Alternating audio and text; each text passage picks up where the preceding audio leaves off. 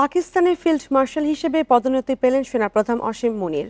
প্রধানমন্ত্রী শাহবাজ শরীফের নেতৃত্বাধীন মন্ত্রিসভা মঙ্গলবার এই অনুমোদন দিয়েছে। এই ঈদে জামা জুতো অ্যাক্সেসরিজের ডিসকাউন্ট।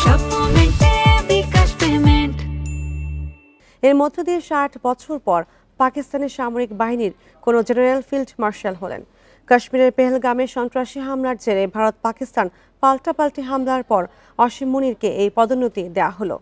ফিল্ড মার্শাল হল সামরিক বাহিনীর ৫ তারকা বিশিষ্ট পদ। অসাধারণ নেতৃত্ব বা যুদ্ধক্ষেত্রে কৃতিত্বের জন্যই এই পদমর্যাদা দেওয়া হয়। এর আগে ১৯৬৫ সালে আইয়ুব খান নিজেকে ফিল্ড মার্শাল হিসেবে পদোন্নতি দিয়েছিলেন।